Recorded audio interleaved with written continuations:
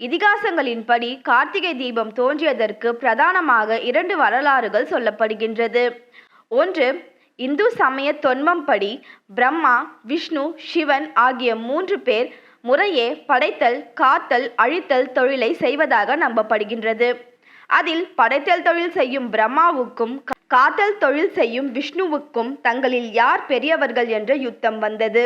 இதற்கு பதில் தேடி இருவரும் சிவபெருமானிடத்திற்கு சென்றனர். இவர்களின் வாதத்தை கேட்ட சிவபெருமான் தன்னுடைய அடியையும் முடியையும் யார் கண்டு வருகிறார்களோ அவர்களே பெரியவர் என்று சொல்ல இருவரும் களத்தில் இறங்கினார்கள். சிவபெருமான் அடிமுடி அறிய முடியாத அண்ணாமலையாராக லிங்கோத்பவராக உயர்ந்து காட்சியளித்தார். ஈசனின் அடி தேடி திருமால் வராக உருவமெடுத்து மண்ணிற்குள் சென்றார்.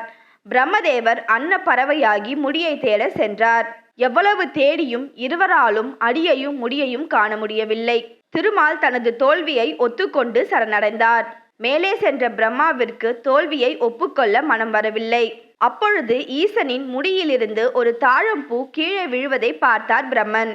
அந்த மலரை எடுத்துக்கொண்டு சிவபெருமானிடம் சென்று, நான் உங்களுடைய முடியை கண்டுவிட்டேன், அதற்கு இந்த தாழம்பூவே சாட்சி என்று கூறினார். பொய்யுரைத்த காரணத்தால் கோபமடைந்த சிவபெருமான், சாட்சி சொன்ன தாழம்பூவிற்கு இனிமேல் நீ சிவ பூஜைக்கு பயன்பெற மாட்டாய் எனவும் பிரம்மதேவருக்கு பூமியில் ஆலயங்கள் அமையாது எனவும் சாபமிட்டார். தனது தவறை உணர்ந்த பிரம்மதேவரும் தாழம்பூவும் மன்னிப்பு கோரி உத்தரகோச மங்கை கோவிலில் தவமிருந்தனர்.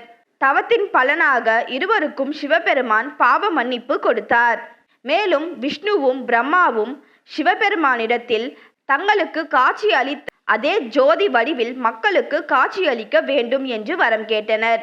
ஈசனும் அவர்களுக்கு வரமளித்தார்.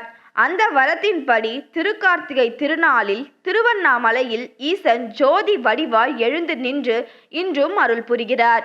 இதுவே கார்த்திகை தீபம் தொடங்கியதற்கான முதல் வரலாறு ஆகும்.